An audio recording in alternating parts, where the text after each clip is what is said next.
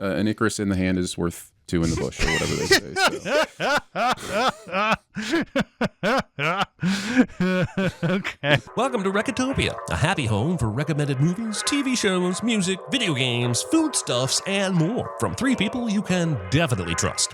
Trustability varies by region, no guarantees implied.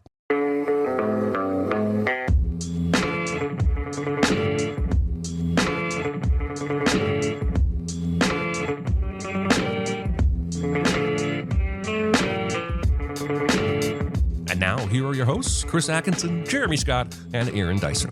At this distance of 36 million miles, you are observing the sun at 2% of full brightness. 2%? Can you show me 4%? 4% would result in irreversible damage to your retinas. Hello, everyone. It is episode 175 of Recotopia. My name is Chris Atkinson, joined by Jeremy Scott. Hello, everybody.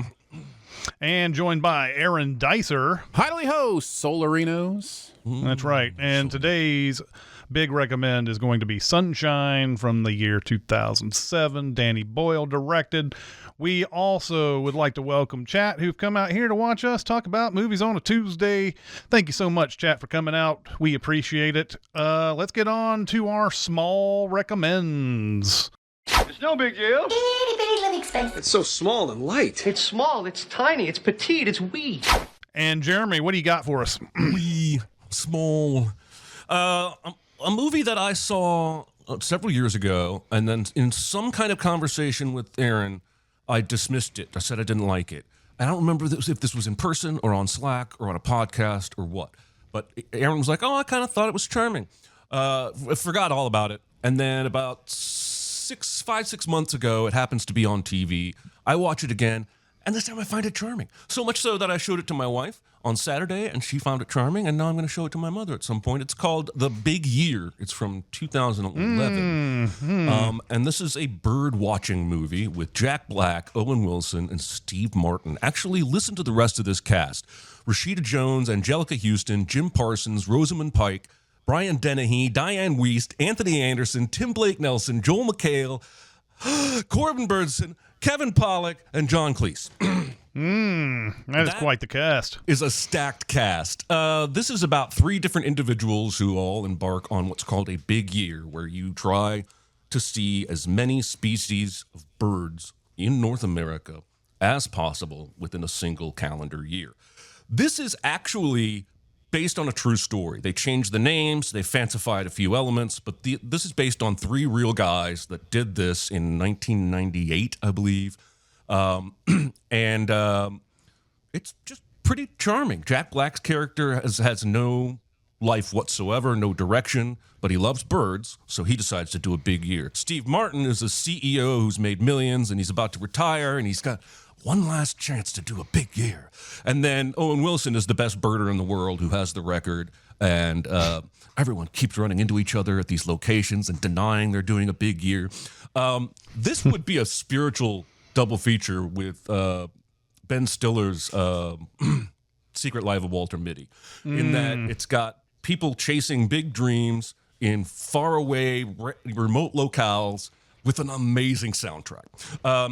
So there you go. This movie, The Big Year, is on HBO Max right now. It does not have a great Rotten Tomatoes score, but I found it charming. My wife really enjoyed it. And there you go. That's my small recommend for this week. So there are 2 possibilities of what's going on here. I don't remember ever seeing this movie. So one possibility is that I saw it, had a conversation with you, and then it completely left my brain. That is a very real possibility, but I don't remember anything about this movie. I haven't logged it on Letterboxd, so like there's so the other possibility is that it was somebody else who told you about this movie, and that is also a real possibility as well, I guess. But it could be. It could be somebody else. But it sounds great. I'll have to watch it, and maybe as I watch it, I'll be like, hey, I watched this. I remember this now. I don't know. That happens sometimes. But yeah. I remember this coming out, and the reviews turned me away from it. So I just I sort of just didn't watch it. But it's always the poster with seeing these guys on it have always made me want to see it every time it comes up. I'm like, these guys, I like these guys. So let's maybe I should give that a shot. And maybe I should. This is the first time I've heard somebody say something good. I think when you like hanging out with these guys in movies, you're going to have a decent time watching this. Yeah. And when you were talking about this on Slack the other day, I confused this movie. I did not delve into what movie you were talking about. I thought you were talking about the Russell Crowe movie, A Good Year, the Ridley Scott directed movie that was like 2006, somewhere around there. And I was like, oh, really? You like that movie, huh? I haven't seen it since it came out. I don't remember that being good or charming or anything, but, So, yeah, when this popped up, I was like, oh, he meant this. He did not mean A Good Year. Okay. What do you got for us, Aaron? I am going to small recommend a movie that is out on VOD now called The Life of Chuck. So this is one of those, in my opinion, great blind movies. Of course, I feel that way about most movies, but this has a really fun 3-act structure that reveals itself in a really interesting way. So I'll try not to spoil too much of it. I think it's safe to say it is about an accountant named Chuck and what his life is like and what is important in his life. The movie deals in themes of embracing moments, understanding the things people around you are going through, understanding how each of us have this entire world that we're in that other people don't know about, with minutia and multitudes. And it is beautifully written. It is based on I think a story in a Stephen King series of a collection of stories. And it is beautifully adapted here. And I was very moved during this movie. I am susceptible to schmaltz more than most people, I think. So I know for some this may seem a bit saccharine or schmaltzy, but it really, really worked for me. And I think the structure is a big part of that. So yeah, I'd recommend checking it out. And again, you may think it's too schmaltzy. It does have too much narration. I will say that's the one negative for me. Nick Offerman does the narration, and it just feels like he's reading some of the Stephen King story, but there's so much of it. I wouldn't mind if it was like the beginning of each act. He did a little narration, but it's just through each act. Nick Offerman will come in and tell us what the characters are feeling and thinking, and it's a little much. But it still worked for me. Yes, this is the Mike Flanagan adaptation of the Stephen King. Usually it's pretty straight up horror, right? The TV shows that I've seen, which I also love, yes, are more horror movie than this. This is more sci-fi than horror. Interesting. So he's also, it sounds like he's got kind of a relationship with Stephen King to this point where King is kind of like, giving him his blessing, so to speak, to do a lot of these things. I'm not sure how it all works. I'm sure Flanagan's just like, I like this Stephen King story, I'm going to do that one. And then he just does it. But maybe Stephen King is it kind of reminds me of the days of like when Frank Darabont was doing, all these Stephen King adaptations and everything. And Rob Reiner had a little run there too for a little bit. But I just found out there's a book movie club nearby where they read a book and then they watch the movie based on the book. And in the fall, they're doing The Shining. And I was like, what? Like, those are two different comments. It's not, what? Anyway.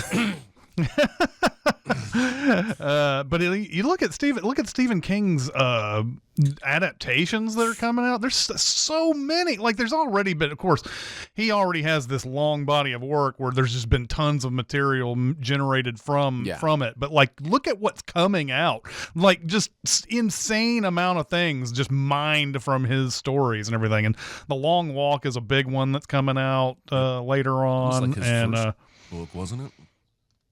I don't think it was his first, was it? Okay. I don't know. I'm not sure about that, but I could be wrong. And somebody's doing a fresh TV show adaptation of that one that everybody always screws up, the Man in the Tower of the Dark Tower. Dark Tower.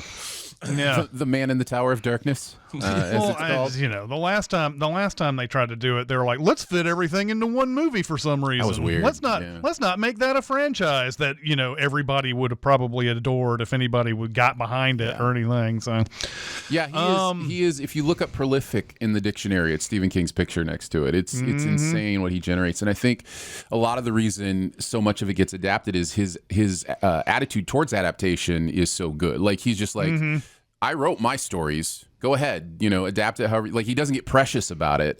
He gets upset when it's wrong or whatever, but he doesn't. But he still lets it go into the world. Like so. It's really interesting that way. Yeah, famously hated The Shining because it took away from what the whole story was about and everything. Right. Even though, if you've never read The Shining and you watch The Shining, you're like, oh, that's a great movie. But you're like, says Flanagan's also the one doing The Dark Tower. So there's not surprising. A bunch of not trust surprising there at all. King and Flanagan. Yep. Yeah, I would say so. I went to the theater over the weekend and watched the movie Weapons, which I believe was #1 domestically over the weekend. That was a shocker to me. I had no idea that this was on that kind of a track. I think I saw like a preview of this maybe one time. And when somebody told me they were going to go watch it, I was like, what's that movie? And I decided to do the Aaron Dicer thing and not watch trailer. So, but this movie is got the premise of basically one morning at 2:17, all these kids in this one classroom all get up from their beds and run out, and nobody sees them again.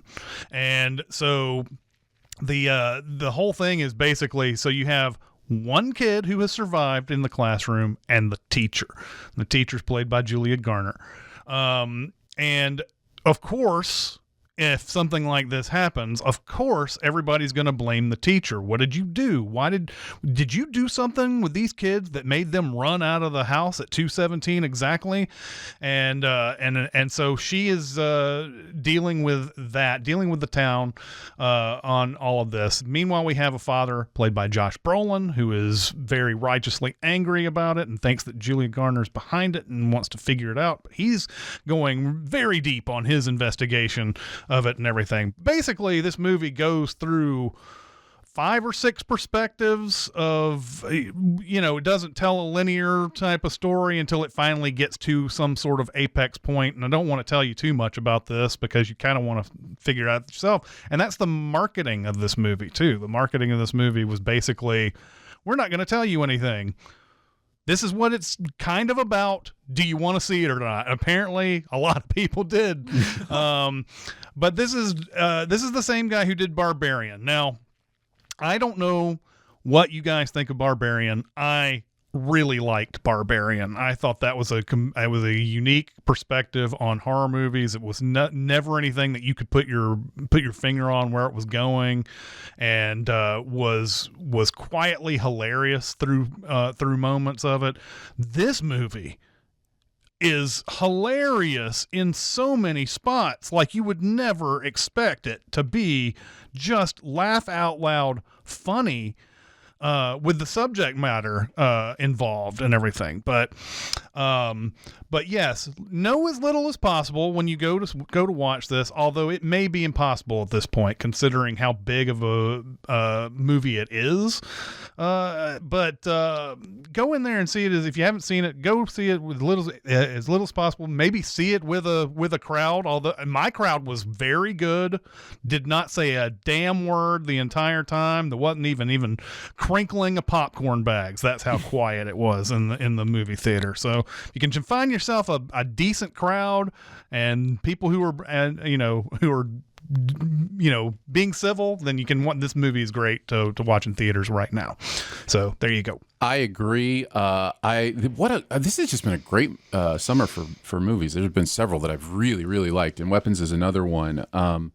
The humor was just completely caught me off guard, and it's so good. And our theater was rolling through this movie at points, just like it's it's not the easiest tone to balance, when you're doing a dark story like this and having it be this funny, but just the way he edits some of these responses, some of the visuals, what it does is it creates almost an authenticity to what's going on, because it makes it feel like it's existing in a real world where people would be like, what? Instead of, because in most horror movies, people are like, they're always scared and it's always dark and everybody's, but real people, if they saw some of this stuff, would just be WTF. Like, it would just be like, that would be their reaction. And I think that gives it this kind of bit of authenticity to what goes on in here. Plus, it's structured really well. It develops really well. It's the performances are incredible. Austin Abrams, who plays a druggie in this movie, might be the MVP for me. He's breakout performance. Yeah, he's so good. You may remember him from Euphoria. If you watch Euphoria, he has a fairly decent role in that. But and it's always good to see Toby Huss show up. Love that guy. He's good here too. Benedict Wong, who we'll talk more about on this episode, I'm sure, is really good in this too. So yeah, just lots of really good things and just a really great watch. Very entertaining. Yeah, Julia Garner is a great performance, and then there's, I don't know if I even want to bother telling you who another great performance is in this, because it might even tell you even more about what's going on in this movie. But fair. I will say this is very vague. There is a very one day I want to be able to talk about this openly. I think there's a near fatal plot flaw in this movie, but it's not nearly enough to make me start going, I don't like this movie. It's not anything like that, but it's something that I think in real life, quote unquote, this movie probably doesn't happen. Anyway, all right, well, let's get on to our big recommend, and it's Jeremy's big recommend. The movie is Sunshine. Jeremy, take it away. I'm fine. It's just that you're so big. It's so huge. It's a good rule, but this is bigger than rules. It's bigger on the inside. Is it? I noticed. My headphones are making my hair look poofy. I love high-concept science fiction movies. All right, here we go. We open on one of my favorite movie gimmicks, having the opening logo transition into the first shot of the film, or otherwise being manipulated to match the theme of the movie, like when Universal logo flooded the whole Earth before Waterworld. Anyway, we open on the sun. Narration tells us the sun is dying and humanity faces extinction. 7 years ago, we are told, the Icarus Project was sent on a mission to restart the sun, but was lost before reaching it. We don't know what happened to it. As we learn this is sort of a captain's log, we find out a second mission, the Icarus 2. I really wish they'd chosen a different name other than going with Icarus 2, because there's so much Icarus back and forthing in this movie. Icarus 2 is 16 months into its attempt to restart the sun. We then cut to the observation portal of the ship, where we learn they can change the shading on the window, and that they are only able to look at the sun at about 1 or 2% of its true brightness. Cyril, who's played by Cliff Curtis, bumps it up from 2 to 3% and has a semi-religious experience in the sunlight, and this will be important later. He shares that experience with his fellow crew members over a meal. At the same meal, we learn that due to solar winds, they are about to lose the ability to send messages back to Earth. We then see Robert Capa, played by Cillian Murphy, send a message to his parents. Next, we see Michelle Yeoh's character, Corazon, which means heart in Spanish, or I think, interrupting Kaneda's light meditation in the observation room to deliver a report that the ship has plenty of oxygen supply. They muse about the original Icarus project and how it could not have been oxygen that led to their demise. But then everyone has to break up a fight between Chris Evans's Mace and Kappa, because Kappa took over an hour sending his messages, and now the solar winds are too high for Mace to send his own final messages. And I feel like a probably doomed to die mission to restart the sun should have more than one video camera to record messages to send to Earth. Mace has a psych session after this with Cyril, who is the ship's psychiatrist. He is sentenced to 2 hours in the Earth room and a haircut. The Earth room is basically a Star Trek holodeck you can't interact with. He enjoys his time watching waves and then goes and, quote-unquote, apologizes to Kappa. Late at night, Kaneda watches captain's logs from the original Icarus, and we see Mark Strong's Pinbacker, the captain of that vessel, relaying a story about a space mishap. Mace, while fixing something, drops a wrench into super cold water, and when he reaches in to get the wrench, he hurts his arm. Then everyone gathers in the observation room to watch Mercury pass across the sun. Everyone is properly awed and mesmerized. Next, we see Harvey stick his face into a glowy green laser thing and then inform the rest of the crew that he heard a message while doing maintenance on the comms equipment, though Mace jokes that Harvey likes to listen to space music. It seems the metal content of Mercury acted as an antenna and boosted a signal, so they listened to it. It's the original Icarus One's distress beacon, and when they plot the course to the signal, it's remarkably close to their own trajectory toward the sun. They debate a bit, but decide ultimately to adjust course and investigate the Icarus One, more to get the unused payload than to save people, because 2 payloads is better than 1. The ultimate decision here is made by Kappa, after the captain, Kaneda, and others defer to his expertise. As the ship slingshots around Mercury, we see that Searle is still using the extra bright observation room to essentially trip out and get high, though we cannot know for sure if his buns are out while the sun's out. I am immediately sorry for that, I wrote. Missed opportunity. Completely missed opportunity. Anyway, an alarm goes off and wakes everyone up as they learn that when the new course was input, Trey forgot to also recalibrate the shields. And now the sun, Trey is Benedict Wong, by the way, and now the sun has done some damage to their ship. But the sensors are dead, so they have to go out and inspect it manually to find out what's wrong with the panels. The captain volunteers and no one tries to stop him, which is odd because Star Trek has taught me that the captain can damn well go on any away mission he wants to, but not without someone reminding him that he's the captain and he should stay on the ship. Then, inexplicably, Mace volunteers Kappa to be the other man and everyone just accepts it. As they gear up, the 2 men to spacewalk, I think it's worth pointing out that Cyril is currently wearing his sunglasses in regular lighting, the ones that he wears to trip sunshine balls in the observation room. Okay, I gotta stop here and say I love the ugly, clunky gold spacesuits. And apparently, the snout was inspired by Kenny from South Park, and that is not a joke. And when you learn that, you can't unsee it. But I love these suits. And I love the spacewalk sequence. You can feel the danger and the claustrophobia, especially with Kappa. I do think that Cillian Murphy is the standout performance of this movie and really gives it what weight it does have. All right, we hear some scary noises, but Mace informs us that it's just the metal on the shield expanding and contracting after having been moved into a new position relative to the sun. Corazon snips that she already knew that and calls Mace a flyboy, and I don't understand this insult. Is piloting this spacecraft not something these scientists respect? I realize no one likes Mace, but he was just trying to calm everybody down. We also get a very cool visual reminder of the sheer power of the sun's heat as it instantly burns away most of the edge of one of the ship's rotating antennas that is exposed to the sun after the shield realignment. And I'll just stop here to say, anytime anything in this movie goes into the full sunlight and gets poofed, I find it very satisfying, even when it's Harvey.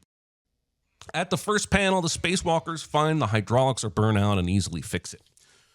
On the rotating antenna's second pass into the sunlight, somehow sunlight is redirected and hits Icarus 2, damaging the garden.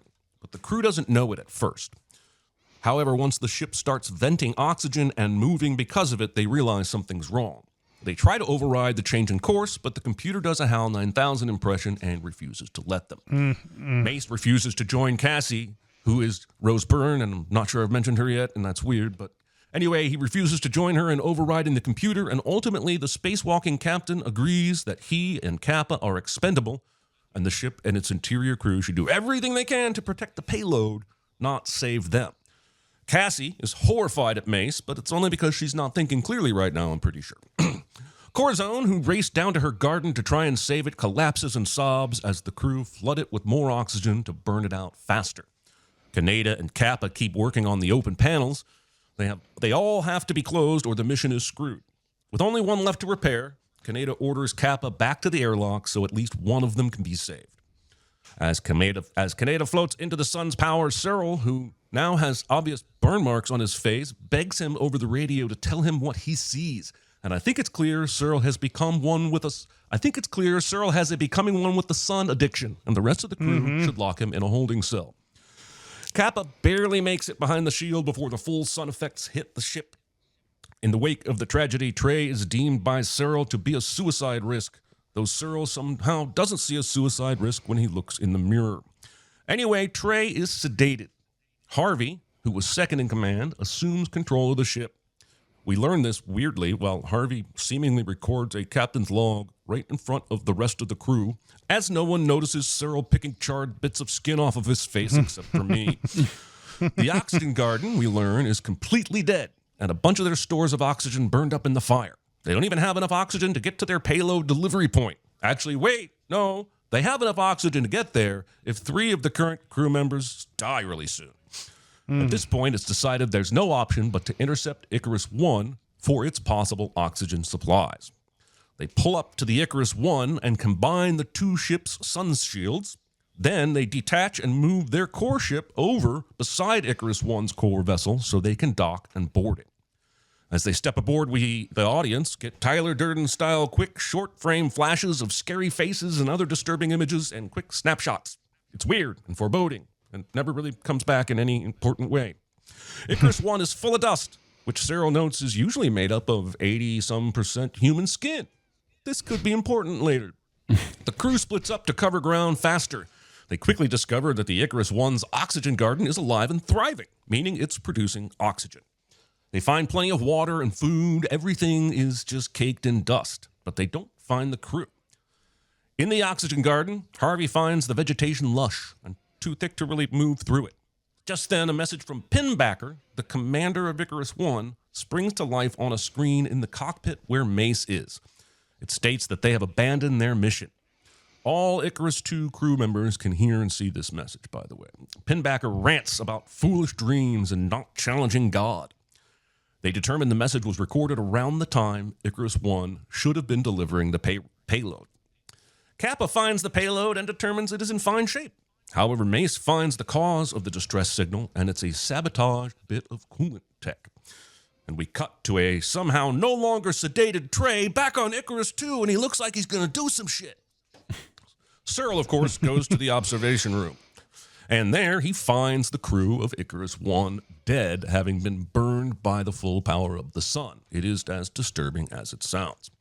Suddenly, something breaks free, and the ships are decoupled violently. The damage means they can't dock again, and since all 4 crew members came over to Icarus 1 without spacesuits, it means it's time for one of my favorite sci-fi scenes ever, as they try to MacGyver a way for them to use cold shielding blankets from Icarus 1 to Star Trek Into Darkness their way back onto Icarus 2. Hold on to your butts. They find a single spacesuit, but before they can send back Kappa, who is the physicist and the only person capable of delivering the payload, Harvey shows his true colors by insisting he be the person allowed to live. And it's at this moment that the IMDb note saying they named this character Harvey after Danny Boyle's negative interactions with Harvey Weinstein on Trainspotting finally and fully makes perfect sense. The best line in the movie is when Mace says to Kappa that they'll use the exploding air force of Icarus 1's opening airlock to shoot him into the open airlock of Icarus 2, and then ends his sentence with, "And so will we." And Corazon says, "Without suits?" And I just think it's really good writing to kind of build the tension up there. They realize one of them has to stay behind to manually operate the airlock from the inside, and that's a cool wrinkle. But I wonder why Kappa can't open the airlock from the inside since he's in a spacesuit. But anyway, it ends up not being anywhere near that easy. And only Kappa and Mace make it as Harvey is lost to space, and there's a tiny poof of an explosion as Harvey floats outside the range of the sun shields. Mace, who was only wrapped in space blankets, has a lot of freeze damage on his person, particularly his hand. Cyril, now alone aboard Icarus 1, goes to his happy place, the observation room, where he puts on his glasses and allows himself to be obliterated with the rest of Icarus 1 as the ship enters direct sunlight. The remaining crew on Icarus 2 discover that someone had uncoupled the airlock that caused the explosion, and by process of elimination determined that it was Trey. Complicating the issue is that there's now only enough oxygen for 4 crew members to make it to the bombing location. For the sake of the mission, they decide to kill Trey, with Mace volunteering because of fucking course Mace would volunteer to do murder. Cassie is the only holdout, but Mace decides to do it anyway, only to discover that Trey has already killed himself.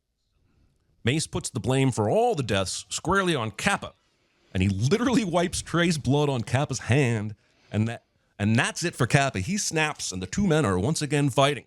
But this fight ends as quickly as it started, as the women disdainfully leave the panting men behind in the hallway, reminding them oxygen is low and they should limit exertions, which I guess means no one is getting any tonight. Icarus tells Kappa the astronauts are dying. He says he knows that. They just need to live long enough to deliver the payload. And Icarus chillingly replies that Kappa will not live long enough to do that. There just simply isn't enough air. They're going to be dead in 16 hours. It is then revealed by the computer there are 5 crew members aboard this ship, even though there should only be 4. And have you figured it out yet? Kappa learns the 5th crew member is in the observation room, and when he arrives, it's super freaking bright in there, and there's a figure lying on the ground. The figure asks if Kappa is an angel, if the time has come. He's been waiting so long, he says. The man turns out to be Pinbacker, whom Kappa recognizes, only for Pinbacker to attack and knife slice it. It was Pinbacker who boarded Icarus II back when the 2 ships were docked and then manually decoupled the airlock, not Trey. Kappa runs out and orders Icarus to go to full sunlight in the observation room to try and kill Pinbacker, but it doesn't work, and he is pursued into an airlock where Pinbacker traps him inside by locking it outside. Pinbacker then tries to disable the ship by removing its mainframe computers from their cooling tanks. In the destroyed and flooded oxygen garden, Corazon finds a living plant growing, but is then stabbed suddenly by Pinbacker and killed. Shortly after that, power to the ship shuts down, which wakes up Cassie and concerns Mace, who goes looking for the problem and finds the mainframes out of their coolant. Meanwhile, Cassie is in the hallway and spots Pinbacker, who attacks and chases her. Mace manages to get enough power to speak to Kappa and learn about Pinbacker being on board, but then he has to dunk himself in the hyper-cold water to manually resubmerge the mainframes. He partially succeeds in restoring power, giving Cassie enough light to see and attack Pinbacker before she retreats into the body of the payload. Mace radios Kappa and tells him to change the ship's course manually.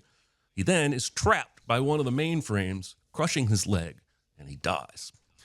Kappa puts on a spacesuit and welds a single hole in the interior airlock door and then blows the outer airlock door, which in turn blows the inner locked airlock door, and it's a super clever bit of science. Kappa is now free, but still in a cumbersome spacesuit. He gets the payload ready to be deployed and starts the countdown. He falls down in his suit, but then, after screaming, wills himself back to his feet.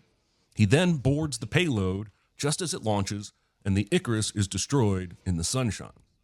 But on board the payload, the first thing he spots is a bloody handprint.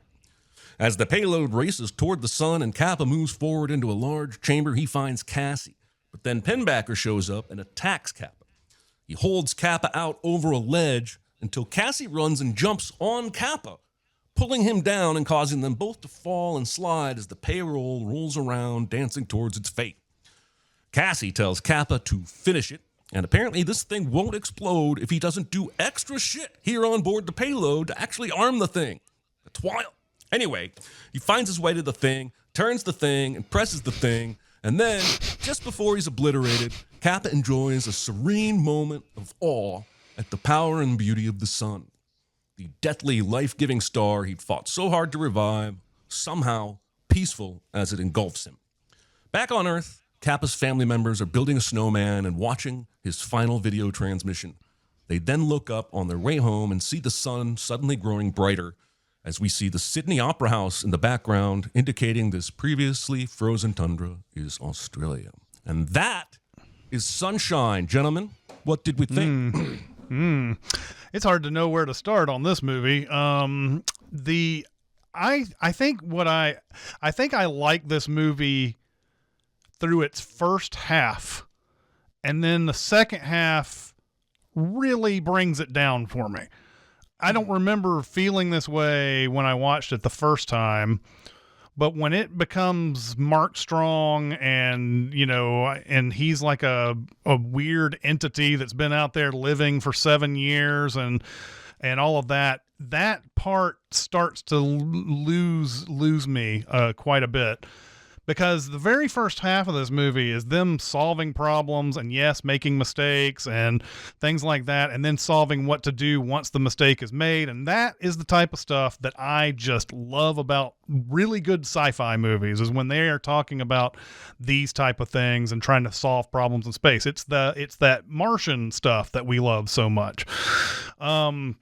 But when it becomes the Mark Strong show towards the end, Danny Boyle does this thing where it's like, I understand that we need to make this an otherworldly creature or once was human or whatever, but there's so much like cutting to like, not only like it's someone at this angle and then they cut like to that same person on a different angle, like they just reversed it or whatever, and there's all sorts of just weird like close-ups and darkness and everything to basically get, this is a confusing moment in the movie, guys. We're gonna have to make it just as confusing when we edit it, which I never have understood that philosophy at all. So I love everything up until the point where Mark Strong and I love Mark Strong, don't get me wrong. But it's just one of those things where I feel like the movie starts to lose me a little bit at that point. I watched this movie, first normally, but I had the Blu-ray and it has two different commentaries on it. One is Danny Boyle and one is the scientific advisor that's on this thing. His name is Dr. Brian Cox. And I take it, I could be completely wrong, but he feels like a UK version of Neil deGrasse Tyson. He's definitely a physicist, but he kind of explains things and whatnot. And one of the most fascinating things about this movie isn't in the movie.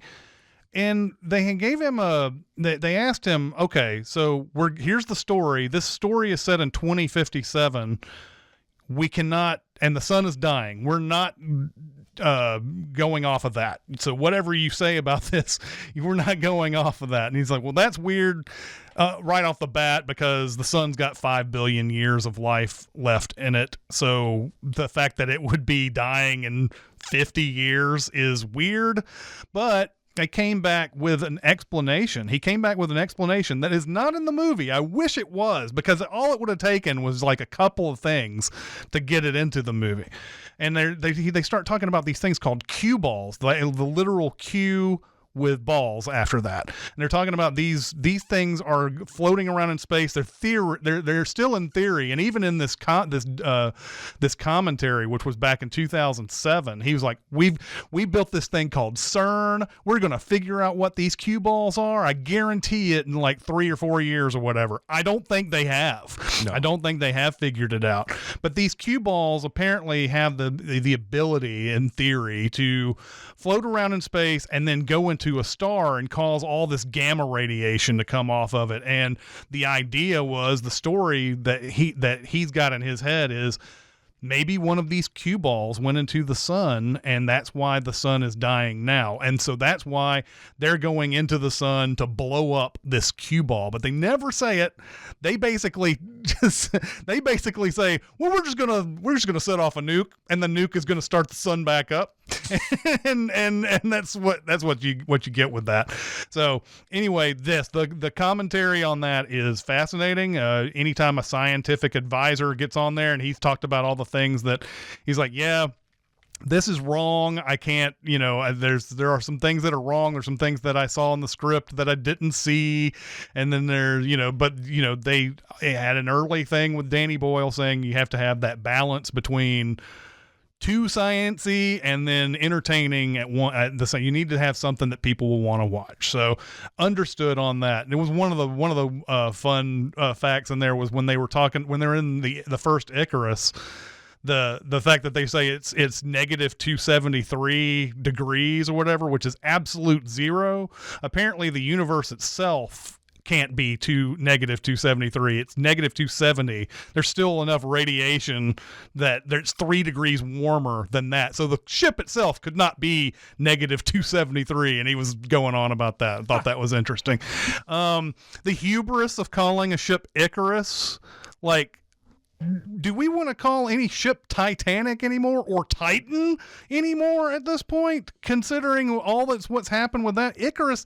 Yeah. And that was another interesting thing that Dr. Brian Cox talked about towards the end of this commentary. He was saying the exact thing that I was saying, only he liked the idea that they called it Icarus because the story of Icarus is how his father told him not to go too close to the sun, and he didn't listen, and that's the reason why things didn't work. And he's like, I think that it works for the story because, these people are supposed to follow the advice and the science and everything, and they still don't. You can see, Cliff Curtis at the very beginning, he's enamored with the sun. He doesn't care about anything else other than the sun and what it looks like and all that stuff. And they don't, but his argument falls apart too, even almost to his own admission. He doesn't quite say it. He's like, they still follow Kappa's advice and go after that other payload. So they do follow the science there, and they still the mission still gets, it goes irreversibly bad at that point. But anyway, yes, movie is fantastic for the first hour. And I think after Mark Strong shows up, I'm a little less engaged in it, and that's all I got to say. That's fair. I agree. That is fair. Also wrong. The entire movie is amazing. I love this movie so much. I actually do see the point Chris is making. However, for me, it adds an element to this movie that is supernatural, if you will, like this idea that it's not just about the science, that it's also about the humanity and the mystery of what it means to be human and those kind of things. I do think, I wonder if they shot Mark Strong like that because they wanted to not only give a sense that he is almost becoming demonic in some ways, but also because they're trying to hide some of the practical effects, the skin work, that kind of stuff. And, it didn't, it's hard to get that stuff exactly right and have it not look like, a B movie sometimes. And so I wonder if some of the editing has to do with that.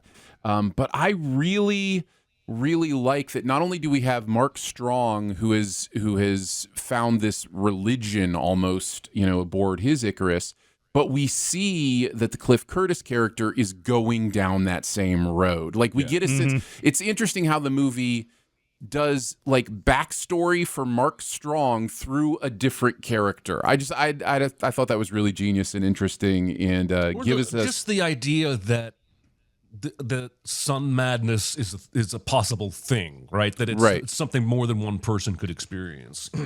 Yeah. Okay, so here's some of the things I love about this movie. I think this cast is just astounding. You look back at 2007 versions of all of these amazing actors who we have come to know as like all-time greats.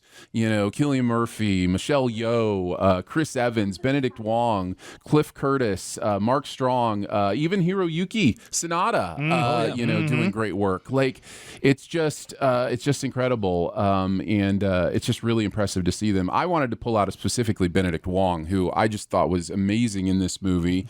And recently watching Weapons was like, seeing him in the Marvel Universe is fine. It is what it is, but man, he's a great actor and he does such great work. And I'm always excited to revisit movies like this where he's doing great work like that. He's also in The Martian. He is also in The Martian. There are a couple scenes I wanted to pull out as my favorites. One is the unanimous decision scene. The way it is structured, the way it is written, the way it is shot, all leads to this really incredible tension.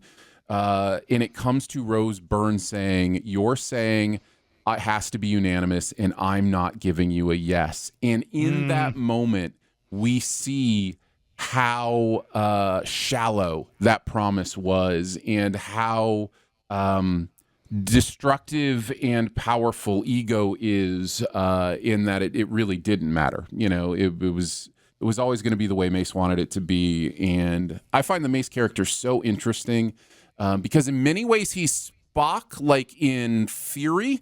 In many ways, he's take the emotion out of it, no nonsense, do what makes most sense for the mission. Our lives are expendable. Their lives are expendable. Needs of the many outweigh the needs of the few. But he's missing the empathy of Spock, which is an interesting, thing, that human side that finds empathy in sacrifice. And so the fact that he gets a sacrificial death, I think, is meaningful. That he does sacrifice himself for the mission means in the final moment, it wasn't just shallow. It wasn't just talk. He really meant it. I do find it weird that it almost froze his hand off, but he was able to swim in it for, so many seconds. That didn't make sense to me. The scene is clearly foreshadowing that the water is cold and can kill you if you spend too much time in it. But his hand is only in there for like a second and a half, and then later he's fully submerged like 3 different times. For a minute. Yeah. Hey, maybe it's just not as cold later on. It's possible. That's what happens when you take the super hot conductors out of there. It gets warmer somehow. Right? So also, since we're just sitting that scene, why are the manual releases under the water? When those are up, why wouldn't those manual releases be out of the water? That's just poor design. Somebody's not thinking ahead. Anyways, the other scene I wanted to bring up was the 5th crew member scene. That reveal, I think, is really expertly handled. Yeah. The audience is going to come to that revelation on their own at different points along that journey, and I think they know that. But for it to reveal itself in that way to the character, we get to live it with that character, whether we already know it or not. We get to live the experience they're having through the way that it's structured and the way that it's shot. I just think that's really, really beautiful. I had the same point as you did, Chris, about naming it Icarus. It's just, why do we do this? Titanic, Titan, Icarus, Icarus 2. It's just it's wild to me. Oh, and that onboard computer really likes to hold things back until it's plot relevant, doesn't she? And we don't ever get the sense that she's like a Hal or anything like that. It's just that. That's when the voice comes on, is like, I wonder what's going on, and then the computer comes on and says, well, there's this, and you're like, what do you mean by this? And it's like, you know, and then they're like, oh, I've been holding this from you this whole time, sorry, and whoopsies. I like the relationship between Captain America and Oppenheimer. I think they are I think it's we're drawn to understanding their battle between each other, their conflict, and then I think it makes that moment where he's trapped in Mace is trying to get the coolant, the stuff back in the coolant. It makes that even more powerful. I like that. I was watching the end credits. Sometimes I'll just kind of let the end credits roll, just as I'm kind of thinking and that kind of stuff, and it eventually fades out till it's just the distress signal from Icarus 1 is just the only sound you hear over the credits. Huh. And it got me thinking something I'd never thought before, which was Pinbacker purposely sent out a distress signal in case anyone came so that he could destroy them too. Now, I'm not saying that's textual in the movie, but it got me thinking, like, that's an interesting thought that distress signal is even being sent, because you'd think Pinbacker would be like, this is our destiny, we don't need save, but he may purposefully want that left on just in case, another crew comes. Well, and maybe he does say everything he says in this movie is cryptic as hell, but he does say something about, are you the one I'm supposed to be waiting for someone to tell me it's time. Yeah. So maybe the distress signal is like his way of trying to draw that entity to him. Sure. Yeah. I don't know that there'd be any way for him to know an Icarus 2 had been sent. No. Well, and also there's no way of knowing that they would divert their mission to go look for them. I mean, you're especially 7 years later and everything, but I guess it's worth a shot, right? I don't know. It was just an interesting thought that popped into my head, is like, why didn't he shut off the distress signal, or why did he purposely send it, and what might have those motivations been?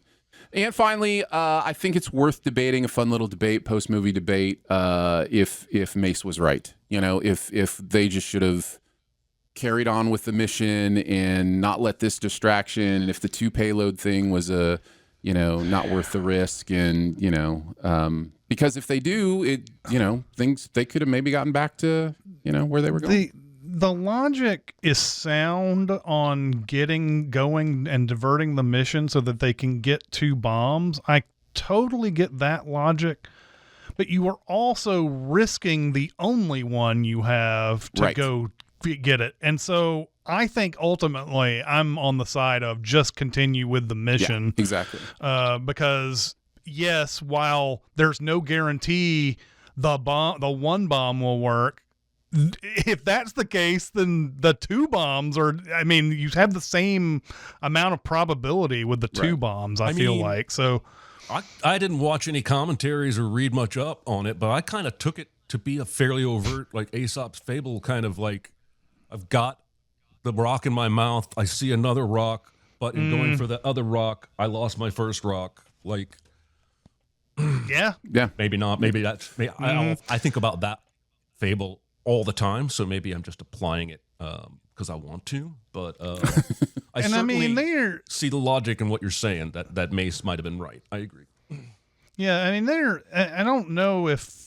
I can't remember if in the movie they're talking about possibly bringing other things from that first Icarus over to the second ship. Like, they certainly could use that oxygen if they could find some way to get all the plants. I don't know how they would do that, but I don't know. That's a whole other movie that we're talking about now, where they go over to that ship to pick up more than just the bomb. Then I'm more on board with it. If it's like, we're not going to have enough oxygen to get to the sun, we need these plants, blah, blah, blah. Then it's not just about the bomb at that point. But I don't know. And that's why it makes sense after. Right, like after Benedict Wong makes the mistake and they fry all the plants and all that, like then it's a no-brainer. We got to get over there to see if we can get the oxygen or whatever. Yeah. But the only reason that happened is because they diverted because of the extra payload. They'd still have all their plants if they didn't, do that. So yeah, it's an interesting thought, and I think an Icarus in the hand is worth 2 in the bush, or whatever they say.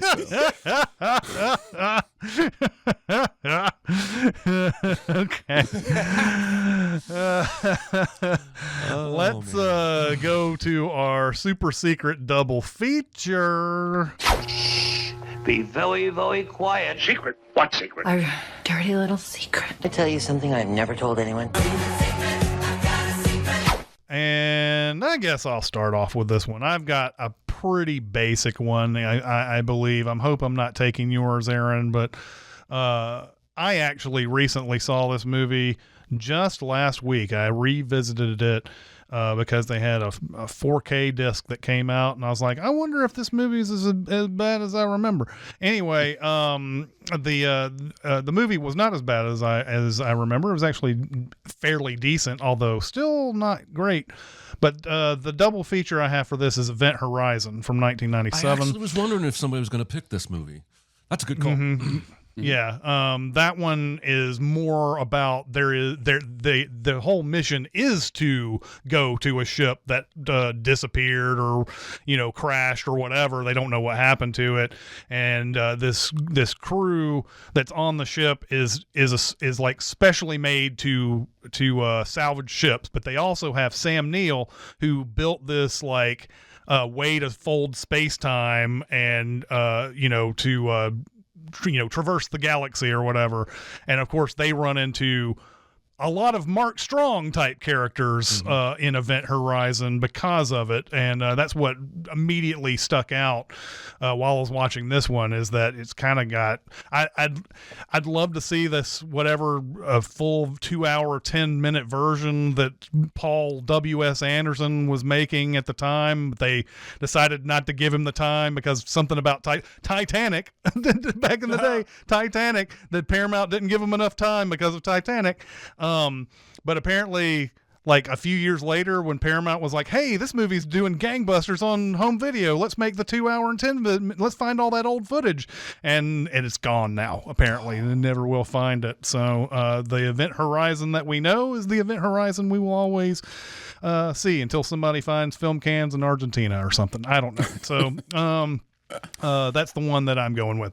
I thought of that too. It's a great choice. Great choice. In fact, this is one of those movies where it feels like there's 100 great double features because there's so many movies about searching for something in space, finding something different, finding a mystery that you weren't expecting. I thought of, this isn't my double feature, but I thought of Mission to Mars. De Palma's Mission to Mars feels like this in some ways. But I ended up going with the 2002 version of Solaris. Oh, I love this movie. Nice. I really dig this movie, and tonally it feels really on par with Sunshine. It also has a sun-based title, which I thought was neat. And so, yeah, but this is the George Clooney version and deals with mystery and clones and all sorts of interesting things and interesting pondering questions once he goes on this journey. So, yeah. Good stuff. Have you ever seen the 3-hour Russian 1970s version? I haven't. I should. It's excellent. Good. But it's not like the Soderbergh version is. I mean, it's a little bit lesser, especially in time. It's lesser because that one's an hour and a half, I think. But the original 70s one is phenomenal. That's a great choice. I love that choice. Good ones. I would have chosen Project Hail Mary, except it's not out yet. But that is literally about a man going to space because the sun is slowly dying. And having to solve problems once he gets out there. So yeah, I thought of Ad Astra as well. Another one that feels very similar. Yeah, it's a common story. Yeah. All right. Let's move on to what our next week's homework will be. It is Aaron's choice. So, Aaron, what are we watching next week? Okay, so I try to tie the movies together as I can. I think Valkyrie was 2008, Sunshine was 2007. So I looked through 2006. I figured I'd continue the count back in the years and see what I could find from 2006 that I think that I know I loved and really want to watch again. Even though it's a very tough watch, I'm going to make us watch Apocalypto. Oh, my God. This is Mel Gibson's 2006 movie. It is, again, a tough watch, but I think one of the most incredible action movies I've ever seen, and some of the themes it deals with are really, really powerful. And, yeah, I'm looking forward to, strangely, watching this movie again and digging through it. So, yeah. Yeah, it's pretty grossly violent, I remember. Yes. As is Mel Gibson's want to do. Yeah, exactly. I remember really liking this movie too. But it's perfect for this show, I think, because I don't think many people. It may have been a decent hit when it came out, but I don't think very many people really talk about it now, especially because Mel Gibson's kind of correct. Yeah. Anyway, yeah, it's perfect. I haven't seen it since it came out. This will be good. In like an ancient language too, like right? Like I think that is probably part of why it has never become like a household title or anything. A lot of people are like, I'm not gonna watch fucking people speaking Incan or whatever. This is the movie where he came out with a trailer, and for like no reason at all, there's like a subliminal frame of Mel Gibson with this giant beard looking at the camera and staring at and like with this weird look on his face while he's next to one of the extras or whatever in this movie. It just a blip comes up. So if you ever want to watch the trailer for this, it may still be in there. I'm not sure. But yeah, I'm looking forward to seeing this again, despite the fact that yes, Mel Gibson is not a great person. Yeah. All right. That's going to do it for this week. Chat, once again, thank you so much for coming out. Appreciate you so much for tolerating us and listening to us. Very much appreciate that. Next week is Apocalypto. We will see you next week. See ya. Bye, guys. Bye. a part of the live show by being a member of the Sin Club at Patreon at patreon.com/cinemasins. Chat with us on the Cinemasins Discord at discord.gg/cinemasins or Cinemasins Twitter at Cinemasins, and email any comments or questions to Recotopia at cinemasins.com. That's RECOTOPIA at cinemasins.com.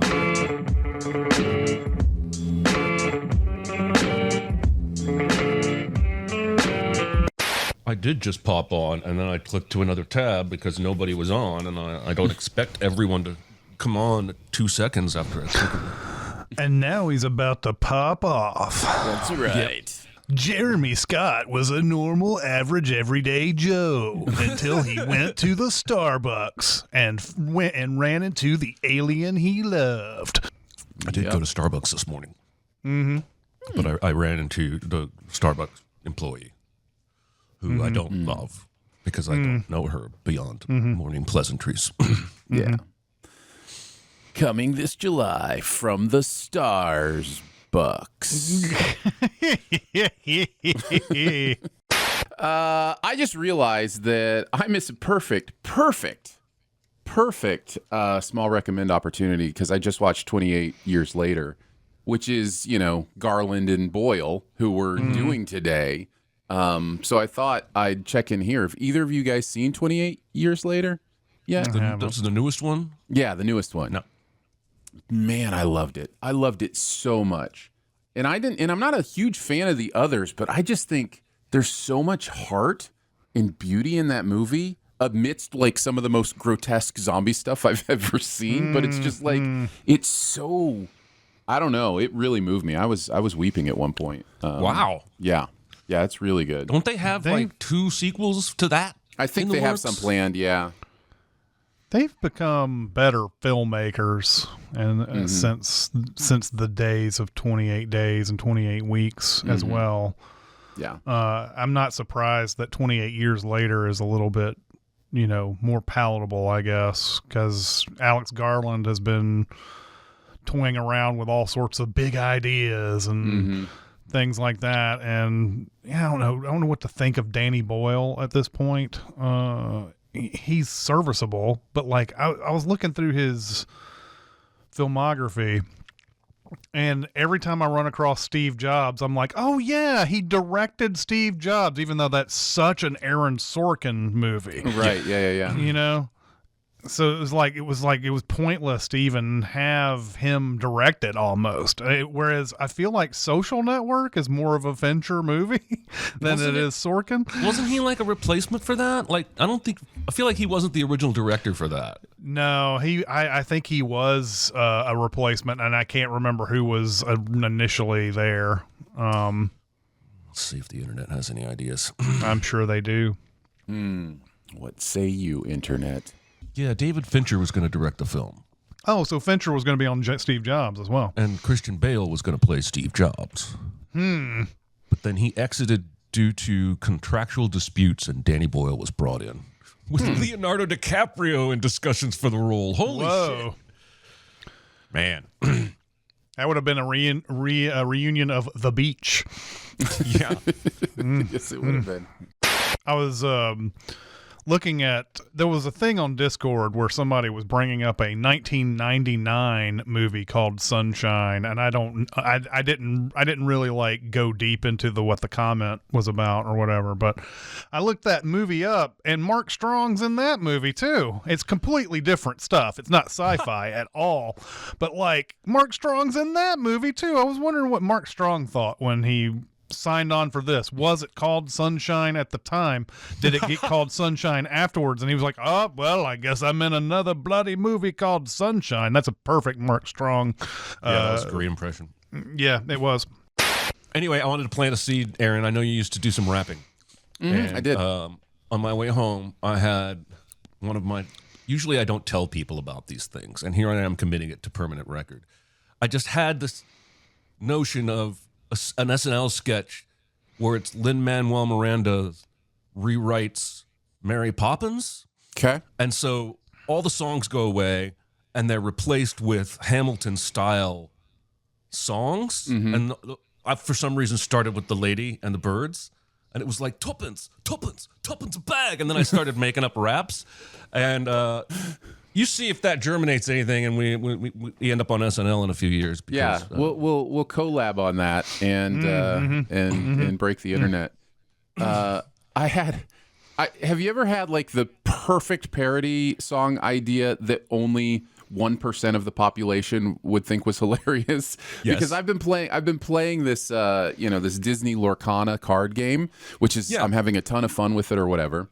Well, they are in what's called, again, just explaining this is going to put people to sleep, but they are in what's called a rotation right now, which means the first 4 sets are rotating out, so you can't play those cards anymore, but they're reprinting some cards from those sets because they're important to people's decks, those kinds of things. This is, collectible card game thing that happens. Well, one of the cards that's not coming back is this card that so many people love who play those colors, and it's called Popsicle. And it's PAW sickle because it's like it's from Zootopia where they have the popsicles or what. Anyways, it's called Pawsicle, I guess. And the other day I just started singing Pawsicle, Pawsicle, I want to play my Pawsicle. And I was just thinking, this is a genius parody song that nobody will care, nobody will get, and that's just life. And I think there's a bunch that I wrote like when I was a teenager that would, if I look back on, it would be like, oh yeah, that needs some work. Yeah. But oh man, the Christian parodies I did when I was in high school, like I did, it's God's prerogative instead of it's my prerogative. Yep. Oh no! I did one called He Still Lights My Fire instead of We Didn't Start the Fire. I wrote that whole song, man. Adam, Eve, Abel, Cain, 40 Days and Nights of Rain. Like, I can still even remember, I've killed Jeremy. Jeremy is dead. Yes, you have. Man, you're talking about these... you're talking about these strategy-based card games and everything, which I don't know anything about. I know that if I ever learned anything about these games, I would definitely want to play them just because I do like strategy stuff and blah blah blah. But I watched a fascinating video, didn't understand anything about it. Just it was a Magic the Gathering thing.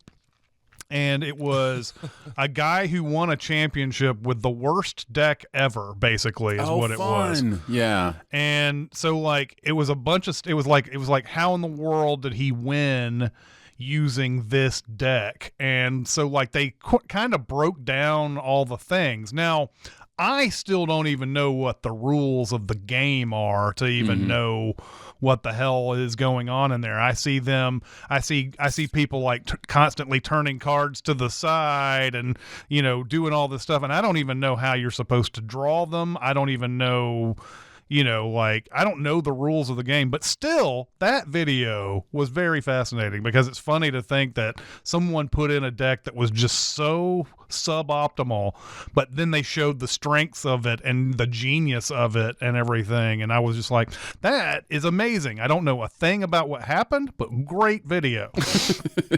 Yeah, I've had to learn just a little bit about Magic just because a lot of the people I play in Lorcana also play Magic, and I never played it. But it sounds like an interesting game, and it's been around for 40 years or whatever. Yeah. Like, so like it has evolved so much more than Lorcana has. Do you play this game in person with people? Yeah, I play every Wednesday in the league. Where? At the local card shop. How many people are there? They have Lorcana. It's usually 15 to 20. All right. And then like once every 3 months, they have what are called set champs because they release a new set of cards every 3 months or so. And you'll have 20 to 30 people come out for set champs. So, yeah. I used to work at a comic book store. There was a period of time when I had left Hollywood 27, went and did another job, had a an argument with one of the bosses of that new job, and they gave me an ultimatum, and I chose to leave instead of tolerate their rules. Man, I'm not about rules. Anyway, I was working at a comic book store, and of course, I didn't know anything about comic books. I didn't know anything. They also sold Magic, and they sold all these other like Warhammer things and whatever. I didn't know anything about it, but I was just there to sell them. I didn't care what they were or whatever. But there was a thing. I think it was like every Wednesday night they'd have Magic players come out, and they pulled out the card tables and they played Magic until we closed, and sometimes after we closed, and I had to like, come on guys, it's time to go. And Magic's the Ungathering now. Let's go. Exactly.